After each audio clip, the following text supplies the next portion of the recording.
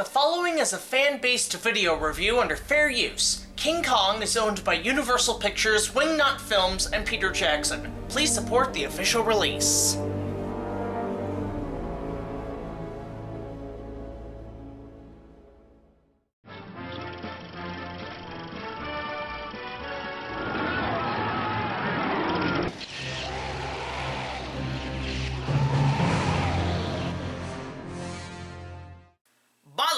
Welcome back to the King Kong review series, and it's hard to believe that it's been 15 years since Peter Jackson released his groundbreaking epic tribute to his all-time favorite film.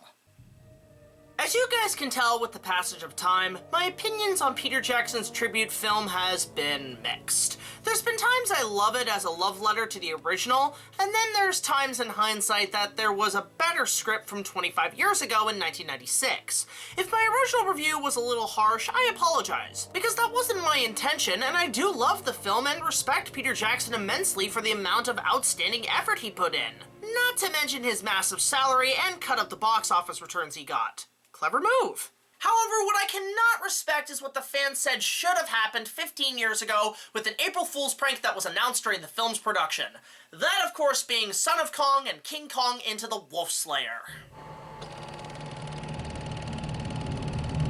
The plot of these two jokes of a sequel are as followed. About a decade after Kong's fall from the Empire State Building, all of our characters have been split off for some time as Ann Darrow and Jack Driscoll have seemingly been off and on their troubled relationship, with Jack constantly avoiding the press on his events in Skull Island, while also trying to balance a life of writing, and Ann is suffering from post-traumatic stress disorder from Skull Island and the fall of Kong. But a decade after the King's death came the outbreak of World War II shortly after, as Carl Denham, to avoid a life sentence for the damages Kong left in New York, has been secretly working for the US government, filming propaganda pictures and war footage behind enemy lines. However, the government is more interested in his help in relocating Skull Island, as its coordinates are constantly disappearing due to the island slowly sinking into the abyss of the sea. The discovery is funded with the hunch to discover and document it before the Nazis do. Ain't that the plot of every 1940s adventure movies? When word spreads of such an expedition, while Jack is reluctant to return, he's persuaded by Ann to go with her business being a feeling that Kong's presence is still felt on the island. As they return to the island, the wall has been decimated by the elements and prehistoric wildlife, and discover that a giant albino Megapromontus Kong still exists on the island, as all declare him as the Son of Kong, with Ann and Denham seeing their chances of redemption for the death of Kong by taking care of his offspring. After several adventures with the prehistoric creatures, Skull Island finally sinks as Kiko is brought back with Denham's crew for safety. However, upon their voyage home at sea, the Nazis capture our heroes and ship them back to Germany, where Kong's son is chained to be sent off to Hitler's highest labs for research and experiments to create a master race of super soldiers. As Ann is harassed by German guards, Kiko breaks free and saves his surrogate mother, escaping with Jack and Carl into the German forests. Regrouping with resistance troopers, they get word that strange creatures have entered the battlefields of Berlin, so their only hope at a fighting chance is for Kiko to join the resistance. As the final battle begins on the streets of Berlin, it's up to Little Kong to force enemy forces back and do battle with dinosaur hybrid Nazi-created creatures before they can attack the world. Now, why does this story concept sound really clever, if not a completely bonkers set of movies? Well, because quite frankly, there was no script, no plan, and no green light. It was nothing more than an April Fool's prank posted on April 1st, 2005 during the last weeks of production of Peter Jackson's remake, set up by the cast and crew on the fan site KongIsKing.net. Oh yeah, I should finally mention this website. While not updated for over a decade, KongIsKing.net is a fan site dedicated to fanatics of the original King Kong. It's hard to pinpoint the website's origins, but it was more than likely a promotional site for the remake. In fact, the same thing was applied a few years prior with The Lord of the Rings with the OneRing.net. Before the advent of YouTube and other video streaming platforms, websites like these were the best way to view online content on those old Windows XP computers. So for Kong fans, this was the ultimate experience to see firsthand the behind-the-scenes process of Peter Jackson's adaptation, with weekly production diaries from the first day of shooting till the release of the film.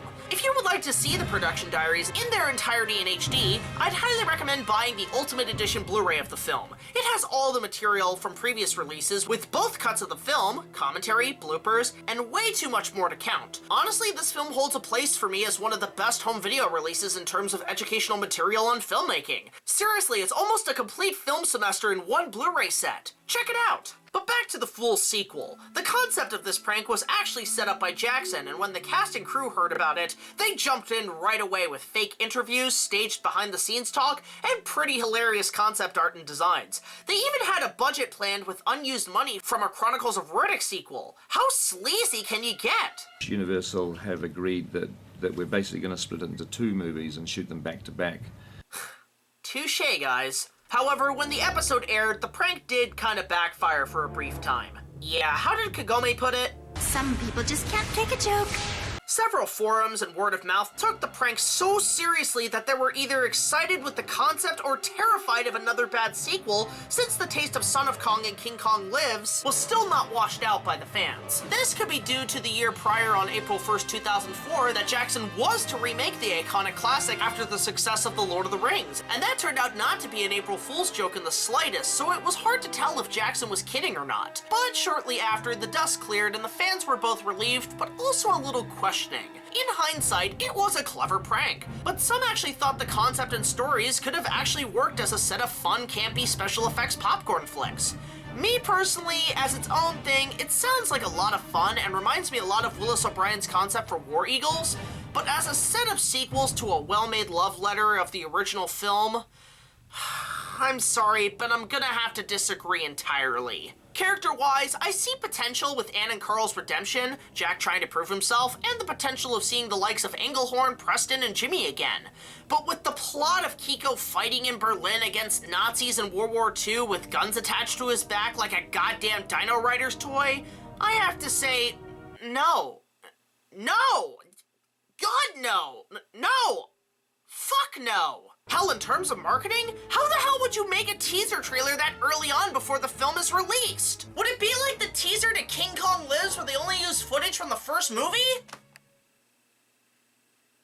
I'm not kidding, they actually did that as a teaser, take a look.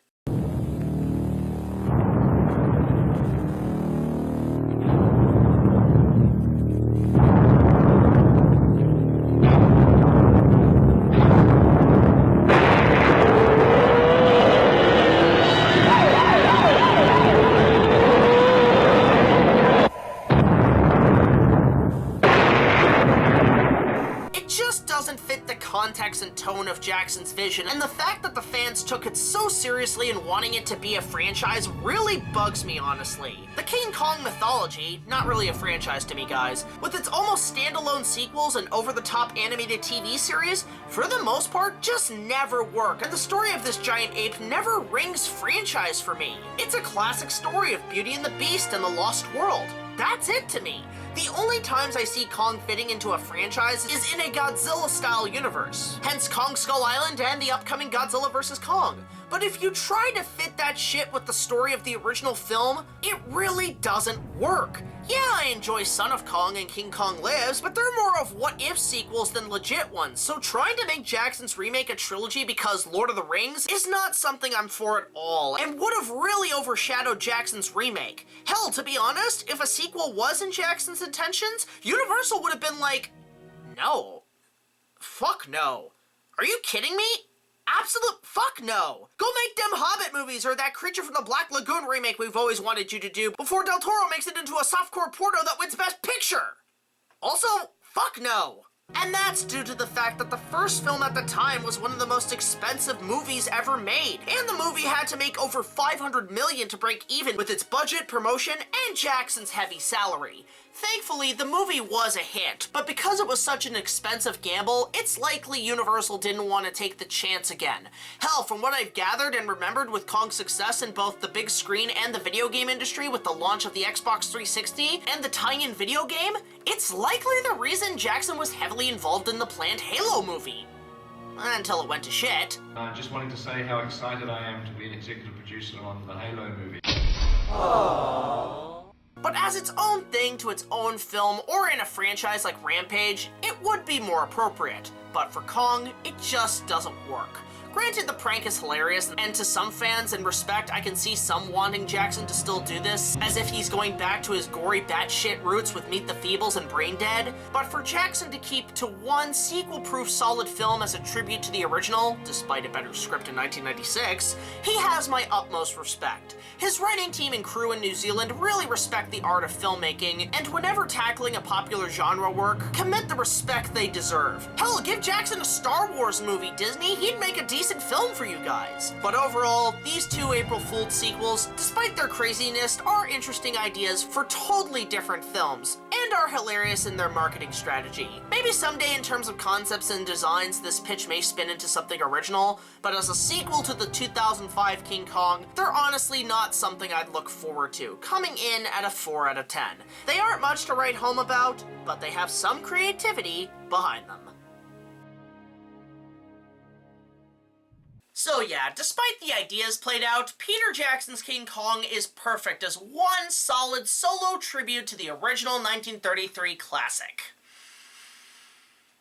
But I still want an adaptation of the 1996 draft, dammit! You owe us, PJ! I mean, if Tim Burton's Batman 3 can get a potential comic book adaptation, there's at least a hope for that someday. Fan can only dream.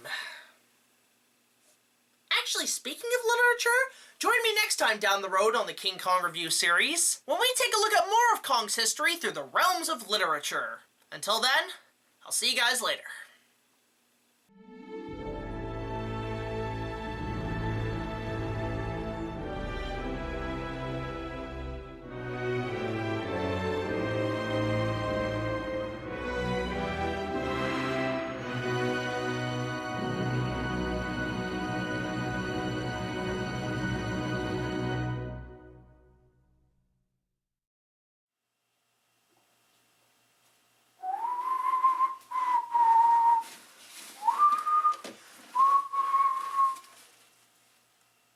What?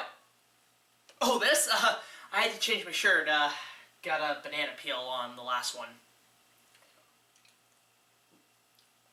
Oh, this, location-wise, I'm on a diplomatic mission with 18. We're trying to get some forces on our back.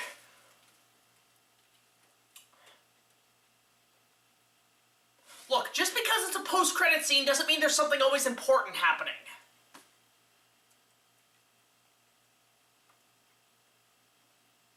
Oh, I see. You think because I left you on a cliffhanger and there's a post-credit scene, I'm going to announce something, do you? Well, I mean, this wasn't an April Fool's episode entirely, but, you know, it was an actual informative episode on a requested, thing that a lot of Kong fans have been wanting. Well, might as well make it easy. You're probably wondering when the next episode is going to be up. Well, might as well announce it. The next episode of the King Kong Review series with the King Kong books will be on... You son of a bitch!